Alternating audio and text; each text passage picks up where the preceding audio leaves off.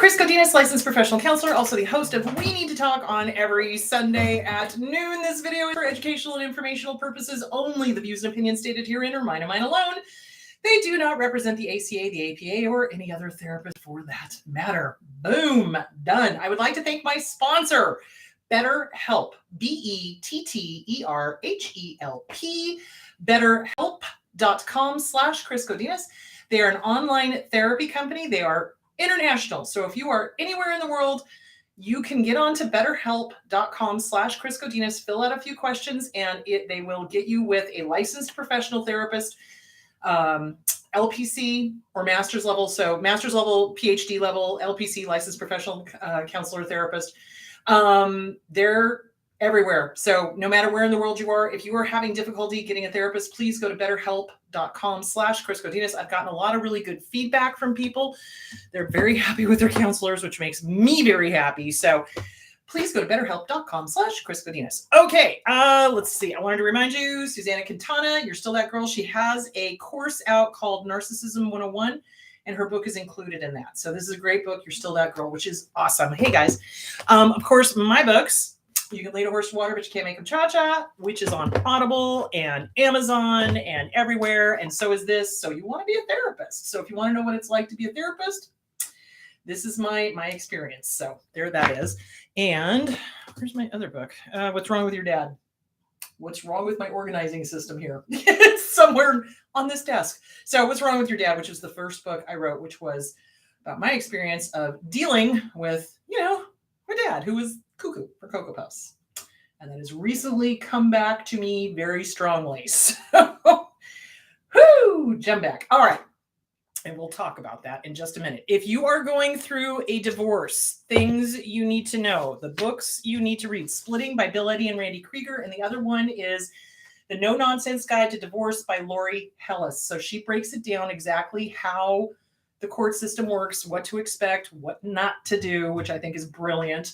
So those are all really good books. All right. So diving into today, we wanted to talk about when medical is used against you. So HIPAA laws. We're going to be talking about HIPAA laws. We're also going to be talking about how abusers, abuse kind of thing. It's like how they do what they do and why they do what they do. So first of all, a couple of definitions. HIPAA is the portability. So it's the insurance portability law. So basically what it is, it's a privacy law. So medical records are private. They belong to the person. Now, if a child is a minor, then the parents have the right to the medical records, which is where everything gets really sticky if you've got kids in therapy, because they're going to complain about the therapist. They're going to use the medical records. They're going to want to read the medical records, which is why therapists have to be very careful what they write and how they write it. Very broad strokes when you're dealing with a high conflict divorce.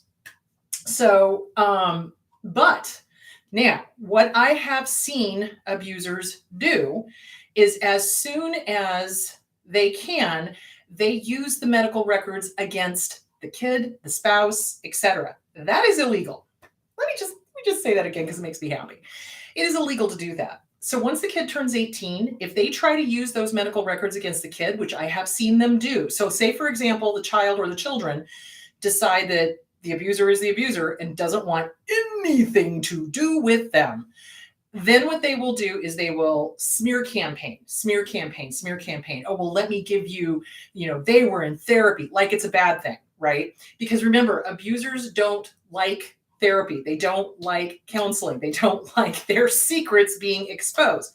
And in their mind, anybody who goes to therapy is less than and is crazy and is this, that, and the other thing. Well, the way I put it is, okay, well, if you know there's a problem, you don't wait to fix it. You fix it as soon as you know there's a problem. It's like if you had a broken leg, would you sit there and wait and let it heal wrong? No, you would go to a doctor and have it set and let it heal properly. It's the same thing with mental health stuff.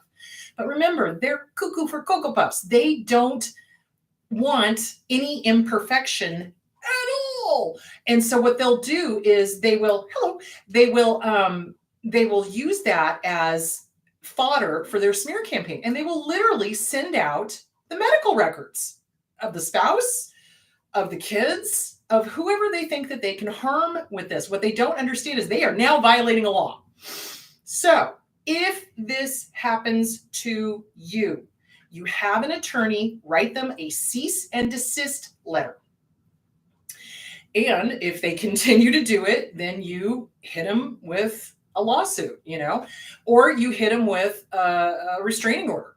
And this goes for the adult children as well. So once you turn 18, the parents have absolutely no right to your records. Zero, zip, nada. They don't get to see them. They don't get to have them. They don't get to release them. They don't get to do jack diddly squat with them.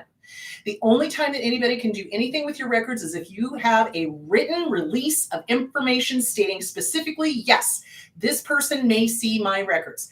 Yes, this person may release my records for this purpose.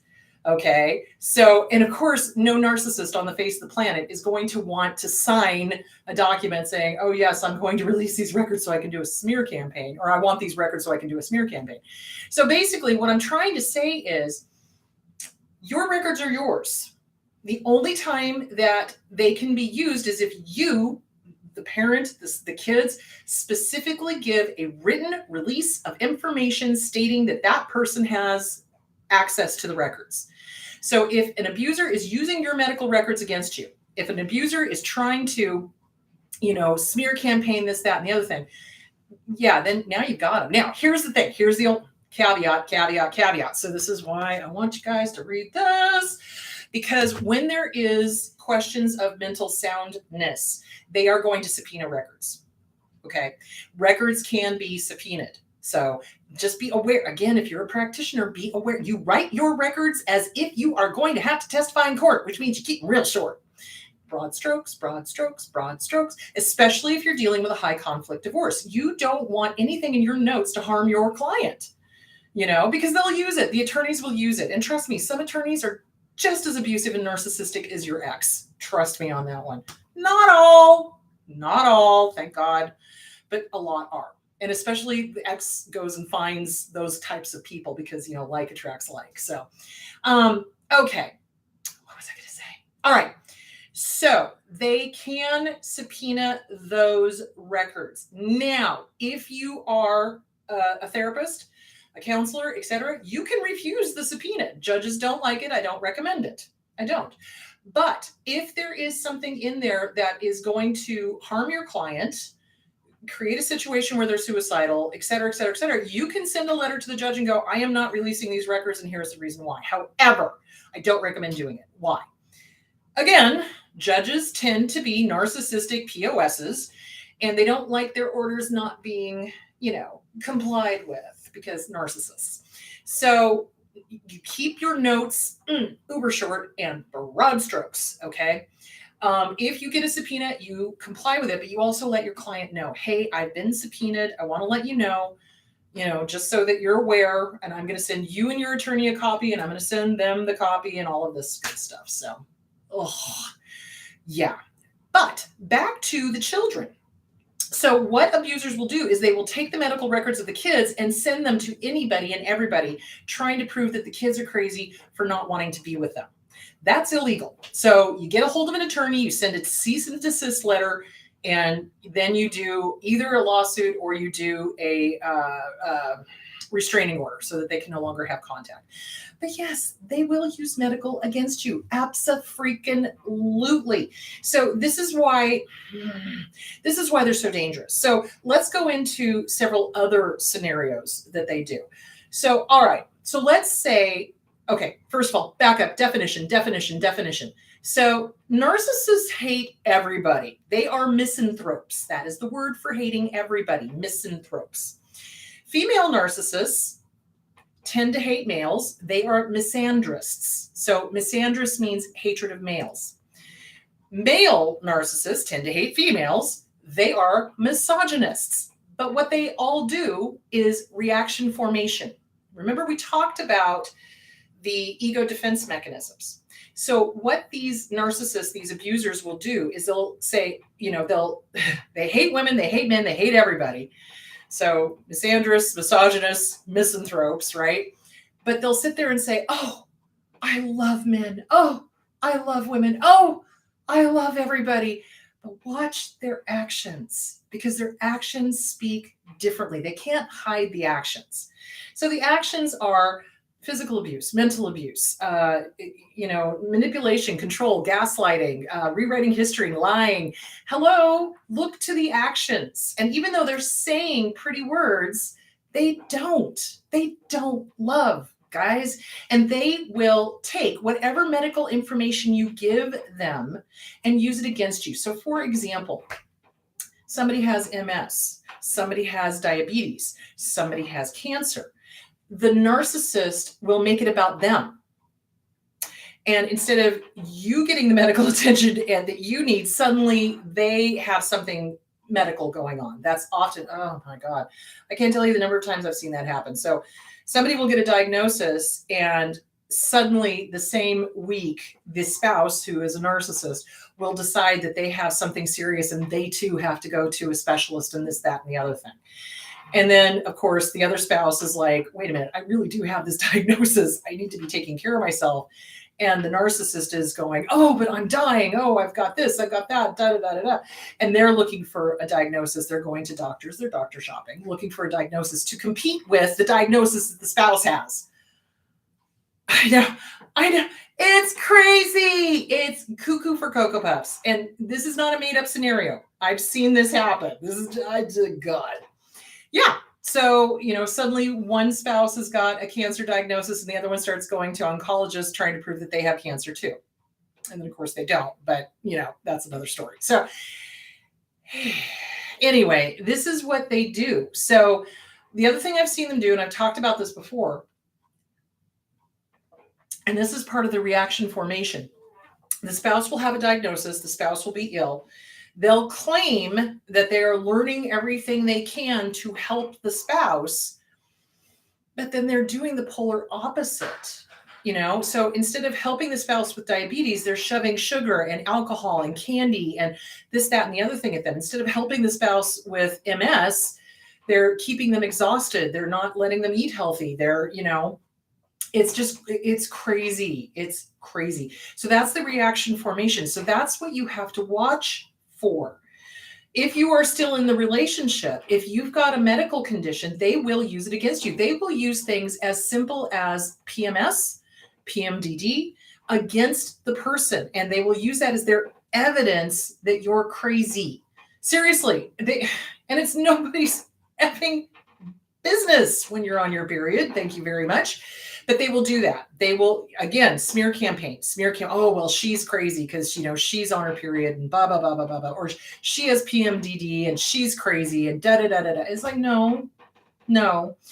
So you've got to be very careful of what they say and do, and they will. And if they are, and if you're still in the relationship, get out, because they're going to, if they're willing to do that, they're willing to do anything.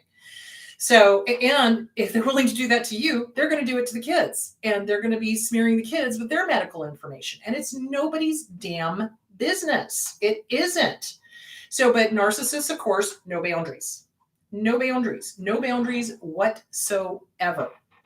So, also pregnancy. Okay. My dad kicked his first wife in the stomach trying to get her to miscarry, because back in the 50s, abortions were not legal, much like they are today. So if you think that women are not going to be abused and harmed and murdered because they're pregnant, you are seriously mistaken. My dad did that. He was an attorney. He considered himself a good Christian. He was, I'm this wonderful person. I go to church 5 times a week. Oh yeah. Did you tell them that you kicked your first wife in the stomach trying to get her to miscarry? This is what they do, guys. This is what narcissists do. They don't have common decency. They want what they want when they want it, and they want it now. And they will abuse, they will harm, they will hurt, they will do whatever. So my sister Nancy and I were talking about this the last time I was in Santa Barbara, and she and I were talking about how Dad did this with both of her pregnancies, not my sister's pregnancies, but the mom's pregnancy, Nancy's mom's pregnancies, trying to get her to abort. So yeah, it's just crazy. And I believe her. Because my dad was violent, and my dad was violent with me and my sisters, and he tried to be violent with my mom. She put her foot down, thank God. But you know what I'm saying? So they are violent. They are misogynistic. They are misandrists if they're female. They're misanthropes. They literally hate everybody. And someone who goes to you, so let's look at the flip side of that. So let's say that you're on the receiving end, you're listening to the smear campaign, and somebody is telling you somebody else's medical issues. Right then and there, you need to say, stop, and I mean it. I'm not interested in hearing it. Thank you very much. And they may continue to try to go on, because that's usually what abusers do. Stop, and I mean it. I'm not interested. It's none of my business. I don't want to know what their medical stuff is. I don't care. And if more people did that, then there'd be less of this using of medical stuff in the smear campaigns. But that's what they do. So they also look for ways to gain sympathy through your issue. So say, for example, you have cancer. They will start playing the, loving spouse. Again, they're doing this for show.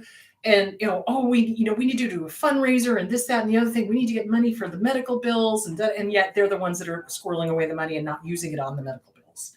Or they're the ones that are getting all the sympathy and getting all the attention. Meanwhile, the spouse is having to still take care of the kids and still, take care of themselves and try to survive cancer and try to do this and try to do that. And this person, again, you're dealing with communal narcissists. You're dealing with somebody who puts this front onto everybody about how wonderful they are and how good they are and what good little Christians they are and this, that, and the other thing. And as soon as the doors close, behind closed doors is all of this horrificness going on.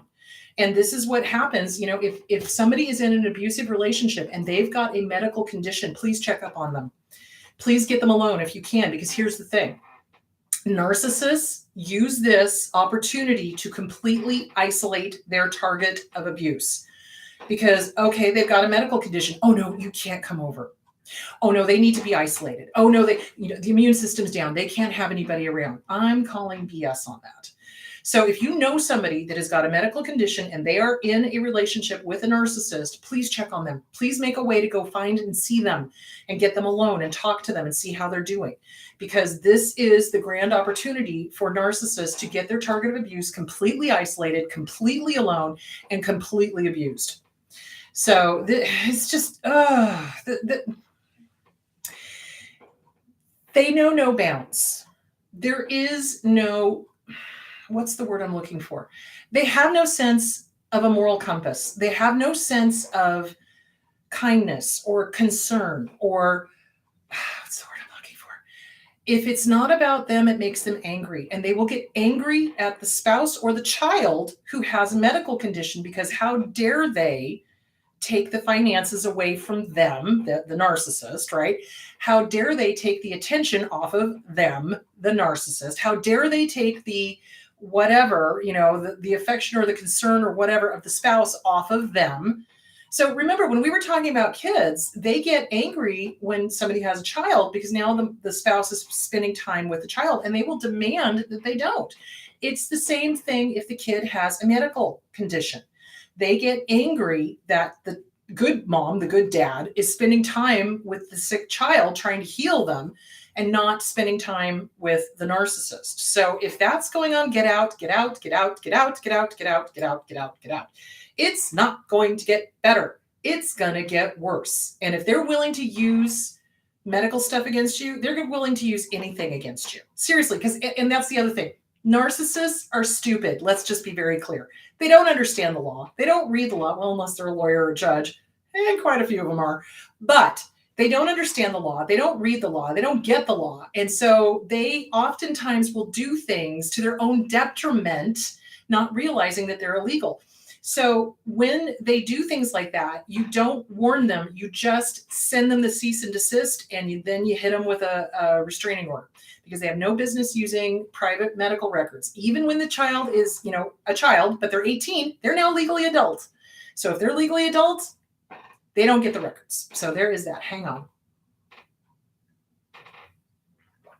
All right. They will try. They will try to use anything and everything against you. They will try to use any medical condition to isolate you. They will try to use anything, especially mental. Okay, let's say that you're going to a therapist, right? Okay, let's say that they're not releasing the medical records, but let's say that they're telling everybody and their dog that you're seeing a therapist. Okay, do you want to know the way to handle that? If you're not still with them, again, a cease and desist letter, because it's nobody's business, and that is a violation of HIPAA because it's none of their business. And secondly, you just be proud of it. Yeah, I'm seeing a therapist because I'm smart enough to know when I need help, unlike some people. Ooh, you know what I'm saying? So yeah, it's like sticks and stones, mofo, if you don't freak out about it, they got nothing. They got nothing. And so when you're dealing with somebody who's trying to humiliate you for taking care of yourself, yeah, I'm taking care of myself. Yeah, I'm seeing a therapist, and yeah, I'm enjoying it. You know what I mean? They're just, oh God.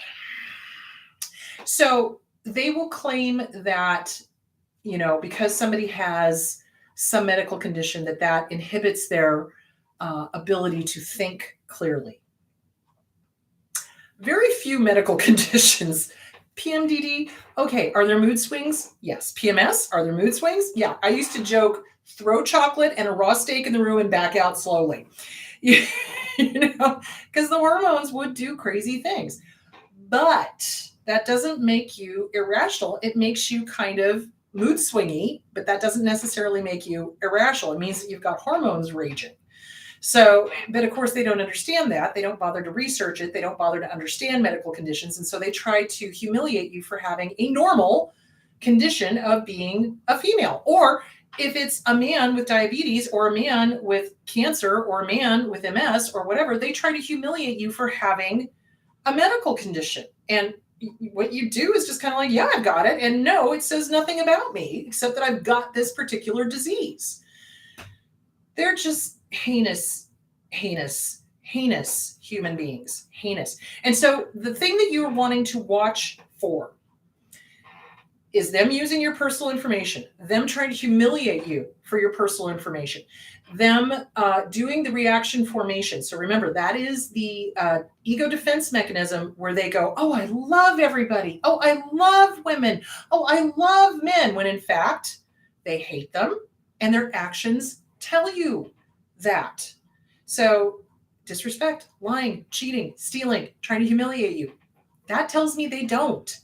Do you see where I'm going with that? But, they're saying all of these pretty words that, make everybody go, oh, is this real? Am I crazy? Am I losing it? Are they, do they say they love me, but, they're telling everybody about my medical stuff, or they're trying to embarrass me for going to see a counselor or whatever. So there is that. And just remember, guys, narcissists are, they operate on a very young level, maybe that of a 2-year-old on a good day if the wind is blowing in the right direction.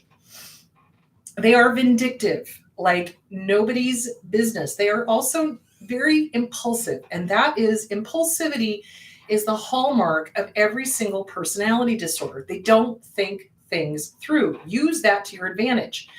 If they are using medical stuff, okay, great. It's like, all right, you send them the cease and desist letter. If they are doing other things that are illegal, you have your lawyer deal with it. Don't ever call them a narcissist in the court. Don't do it unless you've got your degree in therapy and in counseling and psychology, et cetera, et cetera, et cetera. What you want to do is facts and figures. And here's the facts. Here's the proof. That's the other thing. If they are using the medical records of your child who's now an adult, or your medical records, get proof. Screenshot. Text, screenshot the text, screenshot the emails. Make sure you're doing everything through the family, what's it called? The family owl. It's the one where the judges see it and there's no erasing it and everything like that. So basically, you make sure everything is documented. 10 Ways to Sunday. Don't come unglued when they do this. When they do this, not if they do this, when they do this. They're grasping at straws. They will grasp at medical straws if they know they're losing. So let's say you're in a custody battle. They're going to go through the whole, psych eval and this, that, and the other thing. And if you're seeing a therapist, yeah, they're going to subpoena the records because they're looking for anything they can use against you. So don't be surprised. Don't be surprised. And it's frustrating, and it's aggravating, and it's scary, because you're afraid that, they're going to make the judge see you as crazy. But here's the thing. Keep this in mind, guys. Judges have got over 800 cases on their docket at any one time. They do not have time for the grand theater that the narcissist wants. Narcissists view court cases as grand theater, their opportunity to show the world that you're crazy and they're not, and you're the bad guy and they're not. And the judges don't care, guys. Judges don't care. What they want is they want you off their docket. They want you to agree to 50-50 and get the hell out of their court. That's what they want. Serious as a heart, hand to heart. Hello, I am swearing on where's my Lord of the Rings thing? I'll swear on J.R.R. Tolkien. It's like they just want you out of the court. They do. They do not want you in this long, drawn out case. That's going to work to your advantage. Stick to the facts. Stick to the figures. Detachment is going to be your friend in all of this. So when they start pulling out the medical stuff, when they start trying to embarrass you or use it against you in court, first of all, have a good attorney. And I can't tell you the number of people that go, I can't afford an attorney. Okay, here's the deal. If you got kids, you cannot not afford an attorney. You need to be able to be represented by somebody that understands. This is a kind of a thick book. Understands what's going on in the courtroom. The court is not what you think it is. This is why it's really important for you to understand how courts go. This is why narcissists oftentimes really screw themselves in court, because they get emotional. They lie. You can't lie when you're on, under oath. That's not a good thing. So, and if you've got a good attorney, the good attorney is going to go back through the testimony and go, caught him in a lie, caught him in a lie, caught him in a lie, and then they're going to bring it up. Do you see where I'm going with that? That's why you need a good attorney. You need somebody who understands the law, understands the court system, understands the way it goes, and understands that judges just want you the hell out of there. So what you want is to be calm, cool, collected, detached. When they start using the medical stuff against you, water off a duck. Doesn't affect you, because your attorney has got it and is going to get them on other things. When they don't get their way, they get wound up, especially if they got borderline traits on top of that. So if they're narcissist with borderline, holy cow, they're going to go and explode and act out in the court. And that's what you want. And if you've got a good attorney, the good attorney is going to know exactly how to push those buttons to make them go. Does that make sense? So I know it's scary. I know it's freaky to have somebody, threatening to use your medical stuff against you, or bringing up the fact that you've been seeing a counselor.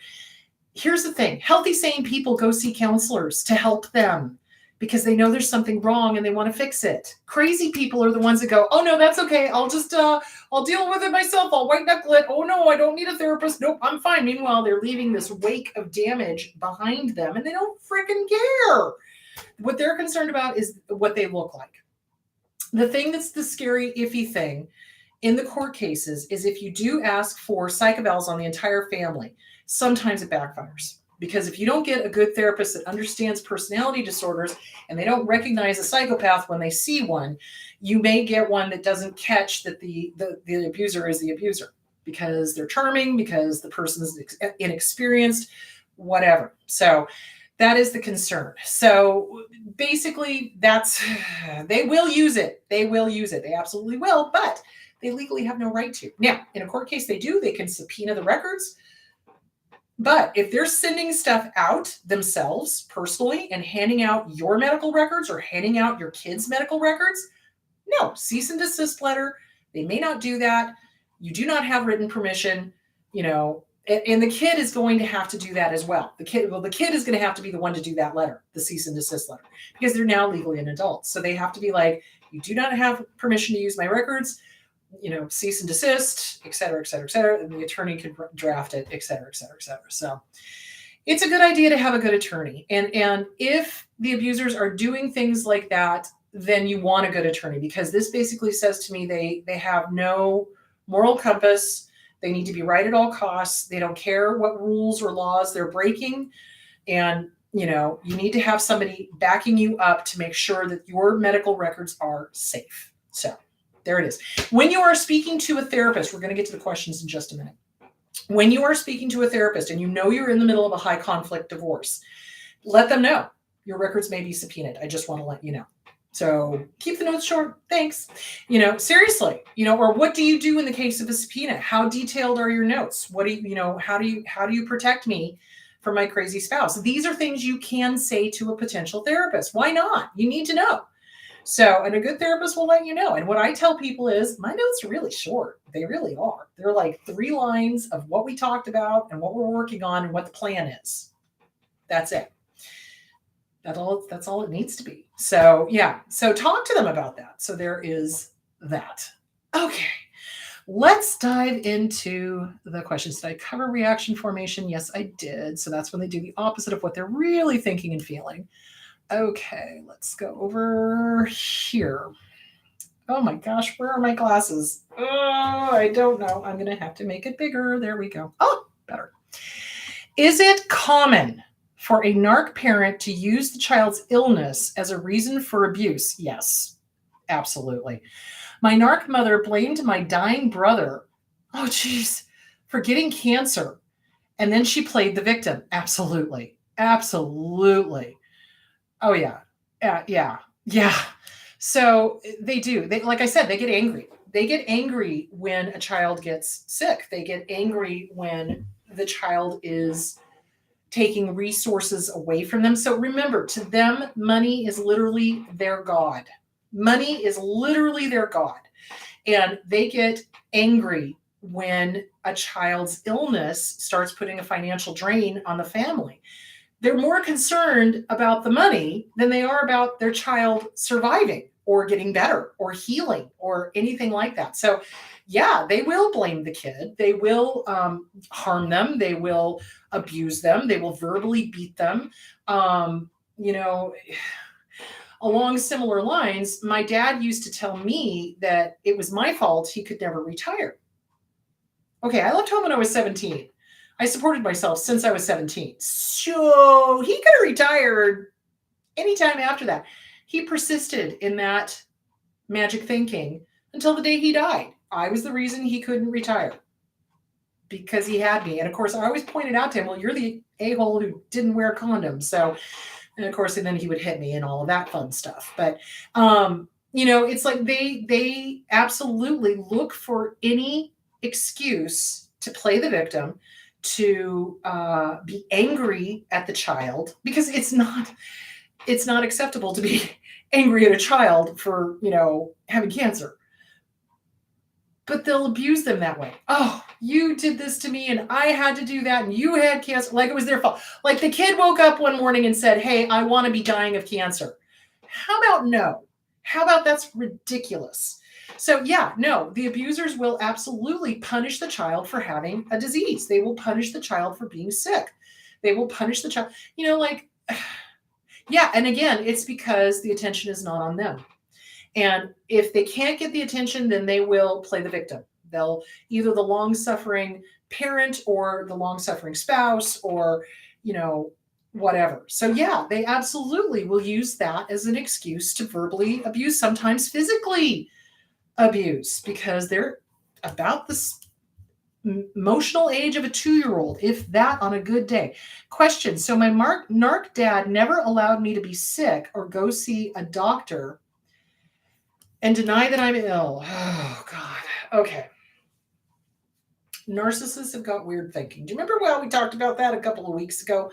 Narcissists have got very weird thinking.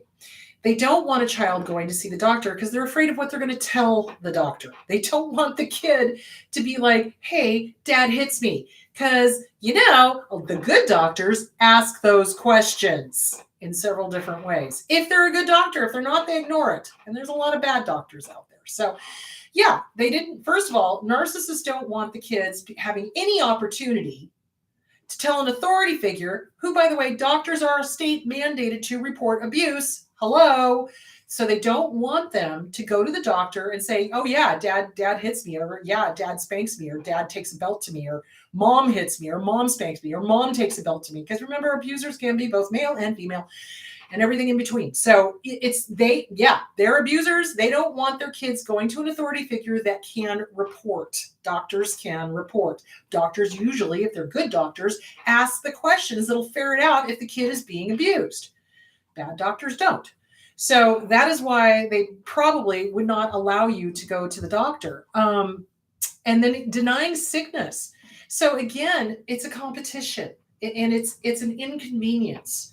Oh, you're not sick, kid. Buck up. You're fine. You don't need a doctor. You don't need this. Meanwhile, the kid's got a bone sticking out, So they don't care. They don't care. And they hate it when somebody can get sympathy that they can't. And they hate it when somebody can get attention when they can't. So they don't want, it's an inconvenience for them. Well, if the kid is sick, then I have to take care of him. Well, I don't want to have to take care of him. You're not sick. Da-da-da-da-da-da-da-da. Yeah.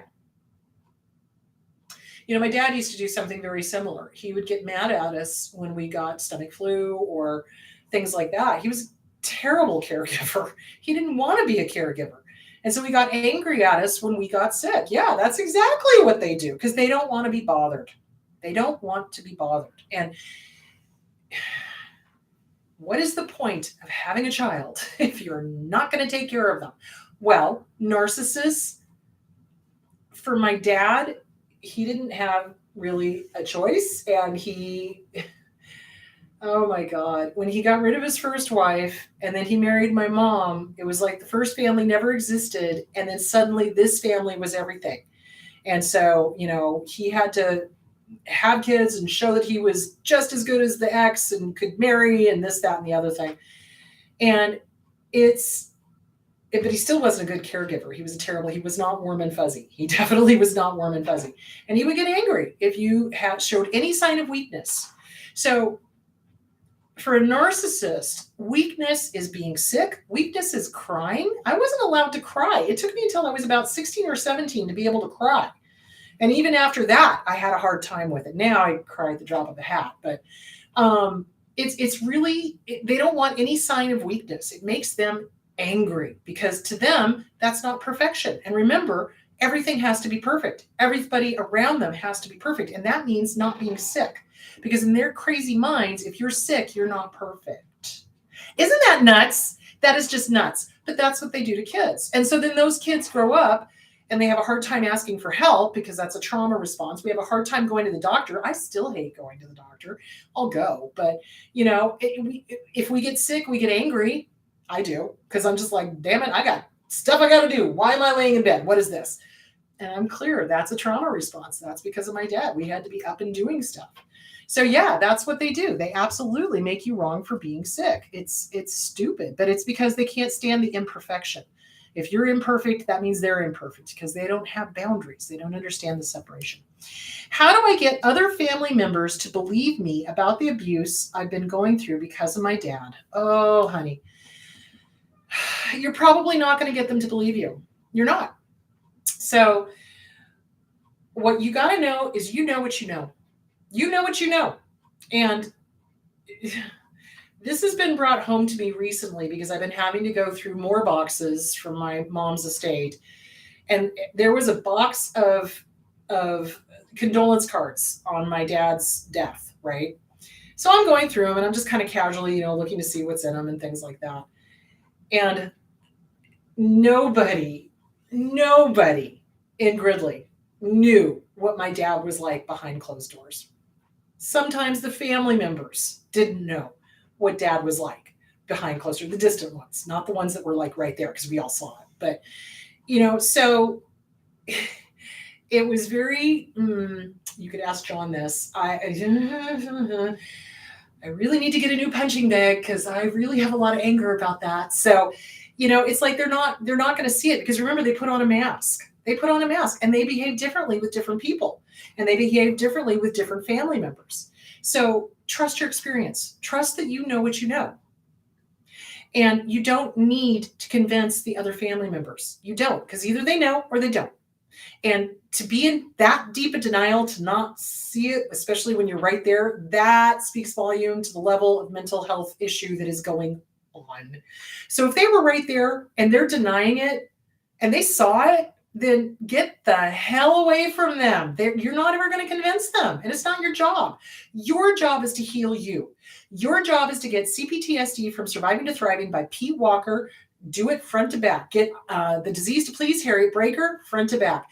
The Self-Esteem Workbook, Glenn Schiraldi, front to back. Do not skip around. Do it because you've got to trust you. You've got to trust your own experiences because, yes, they make us question. Absolutely. So I remember telling the sister I have the most problems with that, dad tried to sexually molest me out by the pool. He tried to French kiss me, right? And she literally looked me in the eye and said, he never did that. And I stopped and I put my hand out and I went, stop right there. I know what I know. He molested me. Back off. And she did, because she wasn't expecting that response. She was expecting me to be like, oh, okay. So, when somebody is in deep denial like that, you're not going to change their mind. You're not, and to this day, my sister is like, oh, he was perfect. And I'm just like, perfectly awful. Thank you very much. So, and of course, the other family members that were there that saw it are like, oh, yeah, Chris, he was perfectly awful. You're not wrong, So you're not going to convince the family members that don't want to see or hear the truth. You're just not. It's not going to happen. So you're going to have to let that go. Work on yourself. Know what you know. Certainty. They love to take our certainty away from us. They do. They want us to second guess. They want us to go, gee, did that really happen? And am I imagining? No, I did not imagine that. That really happened. You know what I'm saying? So know what you know. Don't worry about convincing them. It's not your job. Your job is to get you healthy and away from these bozos. Anybody that sides with the abuser is not your friend or your real family. Let's be clear. If they're siding with the abuser, if they're refusing to see the truth, not your job to educate them or remind them. No, your job is to go fix you, heal you, take care of you, be certain, trust your gut, know that you know what you know. There you go.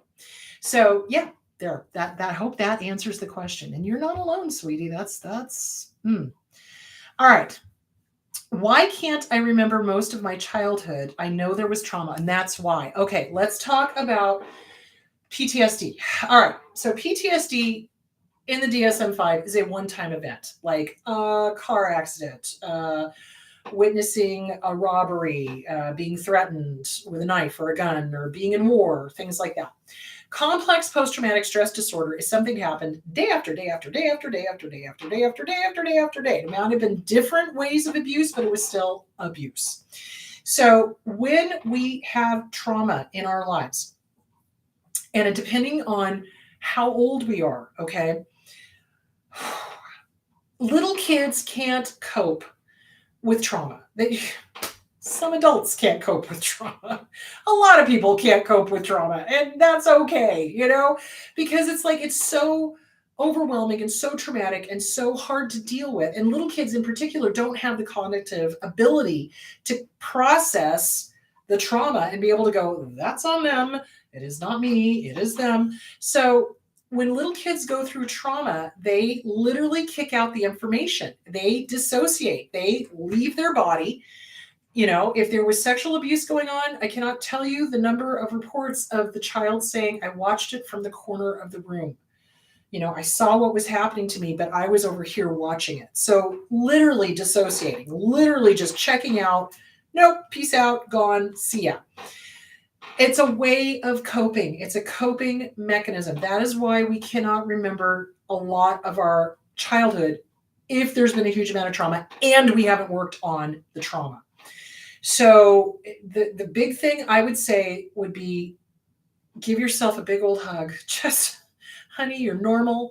This is what happens when we go through abuse. We don't remember huge chunks of it. That is one of the key aspects of PTSD, is that you don't remember a lot surrounding the trauma. So get with a good trauma therapist. Look into EMDR and look into EFT. EFT is the tapping, and that helps deal with the trauma. EMDR is really good. A good trauma therapist is going to be good. You start working the books, work on your triggers. Part of the time when we start remembering, and it happens, you won't remember until you feel safe. That's just the nature of the beast. You won't remember until you feel safe. So when I start working with my clients and they tell me that they can't remember large chunks of their childhood, I warn them of that. I say, look, as soon as you start feeling safe, you're going to start remembering stuff, and it's probably going to show up as flashbacks. It's going to show up out of the blue in the middle of the grocery store on a Tuesday, and it'll happen. So just, be aware. You're going to have triggers. You're going to have emotional flashbacks. You're going to start remembering. And it takes a long time. It does. It takes a long time to build that rapport, to get the trust going, for them to start working on the self-esteem, for them to start feeling safe. And then lo and behold, the memories start trickling back. And then we deal with them as they come up. So, and I know a lot of people are like, no, I don't want to remember. I don't want to, no, it's too painful. Okay, take a deep breath. Yes, it was painful. Yes, it was horrible. I wouldn't wish that on my worst enemy. However, until you bring it to the light and you process it through, you're always going to be driven subconsciously by that trauma. Let me say that again. Until you bring it to the light and you process it through, you are going to be driven subconsciously by that trauma. You're going to be making decisions that a 4-year-old would make. The inner child is going to be the one making decisions. You don't want the 4-year-old inner child to be making decisions. You want the adult you to be making decisions. That's why working on the trauma is so hugely important. Is it scary? Yes. Can it be painful? Absolutely. The thing you have to remind yourself of is you survived. You're here. You're listening to this, I was going to say tape, but we don't have tape anymore. I don't know. But you're listening to this video. So, you survived. It's just memories now. They cannot hurt you anymore. The memories can be painful, absolutely, because it's an and world, it cannot hurt you. It's in the past. You are dealing with the stuff from the past. And that is going to heal your present, and it's going to make for a better future. Trust me on that one. So you want to work through it. Don't be afraid of it. Don't be afraid of it. Fear is what stops us. Remember, I talked about that last week. Fear is what stops us from getting from over here to what we want. And in between is this little tube called fear that we kind of have to run through and give the middle finger to and work on the stuff so that we can get to what we want. And what we want is freedom. What we want is to explore the world and joy and fun and happiness and liking ourselves. That's what we want. So yeah, the trauma, when it happens to us as little ones, we tend to dissociate, we forget, but it's always there. It's always there. And when you feel safe, it will come back. The memories generally do come back. Not always, but generally. So, and the triggers will always be there. So if you're getting triggered by something and you're like, what the hell? That's when you really need to journal and figure out, what is this about? And realize you may start remembering. And it's okay. I would rather you remember than not remember, because you got to process it so that you can feel it and heal it and move forward and not be run by the subconscious. So there is that. Okay, let's see. Okay, so yes, the reason you can't remember is because the dissociation that is associated with PTSD, CPTSD, absolutely. Okay, if those being mistreated mentions the abuser's diagnosis, are we making a mistake? Targets want to be validated. So is there a safe way to mention their diagnosed bullies? Well, it depends on what you're talking about. If you're doing a legal case, no. Okay, caveat. If you've got a good attorney, you can have the attorney subpoena their medical records. Okay, so that's one way to do it. If they have a diagnosis, though, really, I wouldn't. Unless you're a counselor, a therapist, a PhD, whatever, I wouldn't. It's enough. How do I explain? You don't need a diagnosis to show that somebody is abusive. What you need is the behavior. They're doing this, they're doing this, they're doing this, they're doing this, they're doing this, they're doing this, they're doing this, they're doing this. That's really all you need. A diagnosis is nice. It is.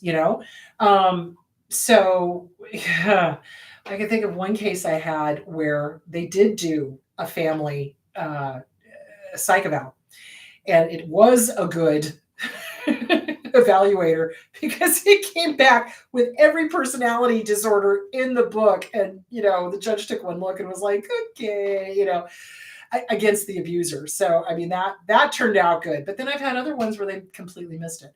So really what you want is the behavior. Behaviors, behaviors, behaviors. Behaviors speak louder than any diagnosis ever will. If there is really a diagnosis and you're in a court battle, tell your attorney and ask them about getting the records. That's really all you can do. But if you're just talking to people, no, just stick with what the behavior is. I mean, here's the deal. My dad never got diagnosed ever because he refused. Wow, what a surprise, to go get help. He hated therapists, which is so funny that I'm a therapist. He'd hate this. Anyway, so he never had a diagnosis. Do I have some suspicions about what he was? You betcha. And really it's the behavior, the behavior, the behavior, the behavior, the behavior, the behavior, and that's all you need. That's all you need. You don't need to have a diagnosis. You just got to look at the behavior. So remember, when you're dealing with the court system, they want facts and figures. They want documentable behaviors, So like, say, for example, they're blowing up your phone 100 times a day. Okay, well, that's a crazy behavior. You got that right there. Let's say they're being baiting in their emails. Well, if you have the family, what the heck is that? Family wizard? That's what it is. Family wizard. Family wizard. So if you've got the family wizard, okay, you've got proof that they're baiting you in the emails and that they're, saying false things or lying or going back on what they said 3 emails ago. Do you see where I'm going with that? So it's behavior. It's behavior. It's behavior. It's not a diagnosis. It's behavior, which is funny because then you get the diagnosis from the behavior. So, all right. So, all right, there was that. Okay. I struggle with feeling like I have to be productive when I don't, and have unrealistic expectations of things. How do I handle this? Okay. So this is what abusers do to their kids. They make them feel worthless unless they're doing something for them. So it's interesting how so many of us have the problem or the issue of being unable to relax, or being unable to just do nothing, or being unable to not be productive. That is a trauma response. That's a trauma response. So the best example I can give you is my dad's dad was an alcoholic. I come from a long line of alcoholic attorneys. What a surprise. And his dad used to beat the living crap out of him. Now, I have compassion for that, but that does not excuse my dad's behavior. So because my dad had a dad that was exactly like him, right? So dad's dad was cuckoo and abusive and alcoholic and beat him and everything else. My dad could never relax. We would go on vacation. He could never relax. We were up at 6 o'clock every morning. We were doing something. We had to be reading up on whatever battleground we were going to, or we had to, if we were up in the mountains, we had to be picking up around the cabin that we were staying at and getting little twigs for the fires and things like that. He would wake up at 5 o'clock in the morning and use the chainsaw up there and wake the entire valley up, because that's what he did. He couldn't relax. He couldn't just chill out and allow people to relax. If he caught anybody reading a book or enjoying the sunshine or not working, he would give them something to do. And usually it was meaningless tasks like picking up twigs. So it's a learned behavior. It's a learned behavior. So my suggestion would be, write it a goodbye letter. Write it a resignation letter. Dear busy, I quit. I resign. Benefits suck. There's no vacation time. I'm tired. I want to not do anything for an entire weekend or an entire vacation. And you know what? That is my right as a human being. So go Pam Sam. Do you see where I'm going with that? Resign. Quit. It's a trauma response. You don't have to be productive. You don't. It's okay to relax. It's okay to have a vacation and do nothing, or just have fun. Doesn't have to be productive, So my suggestion would be, write it a goodbye letter, journal it out, put it back on the person it belongs to, whoever taught you that it had to be productive, and get with a good trauma therapist and start working on it. You have the right to relax. You do. You have the right to be not productive. I mean, one of the greatest joys in life is, after an entire week of working with clients, On a Saturday, I'll just do nothing. Like nothing, like read a book, like lay in bed and stare at the ceiling. Because really, it's 114 out. I'm not going to be doing much. You know what I'm saying? It's okay. It's okay to not have to be productive. And that's going to be mirror work. That's going to be another way that you're going to work on it. Besides doing the journaling, besides writing the goodbye letter to it, besides handing it back to the person that taught it to you, you're going to be doing mirror work. Hi, good to see you. Have a great day. You know what? It's okay for you to relax. It's okay for you to be not productive. It's okay for you to have a vacation. It's all right. And then walk out. Now, what's going to happen is the first day that you attempt that inner critic's going to pop up and you're going to continually tell it to go pound sand. You are. You're going to send it on its merry way. Nope, mofo, I'm not doing anything productive today. Go pound sand. Bye-bye. 10 minutes later. Okay, yeah, I hear you. I see you. I hear you. I see you. Guess what? I'm the boss. Go pound sand. Have a nice day. Bye-bye. And by have a nice day, I mean go pound sand. Bye-bye. Bye-bye now. Do you see where I'm going with that? So yeah, that's absolutely what you're going to have to do. Okay, let's see. With Schiraldi and skipping around, I thought it was okay if our esteem in that particular area is solid. If your esteem in that particular area is solid, yes. However, I've had some clients that will swear to me up and down that their esteem is really solid in that area, and it's not. And I encourage them to do it anyway. You can always learn stuff about yourself. Always. And I would rather be thorough. I would rather go front to back. You know, if your esteem is solid and you're really not getting anything out of it, okay, great. But if your esteem is not solid and you find you are getting something out of it, go straight through. So yeah, so you can always learn stuff about yourself. The self-esteem workbook is not a one and done. I recommend going through it a couple of times, you know, and just seeing where you are, because self-esteem is not a fixed point in time. So do that. All right, let's see, what else do we have? Oh, that's it. We are done. All right, my loves. You guys have a great week, and I have completely forgotten what next week's topic is going to be. So I'll let you know on Wednesday. All right, my loves, go have a great week, and and it's supposed to be 111 next Sunday, so stay cool, drink plenty of water. All right, guys, I will talk to you later. Bye.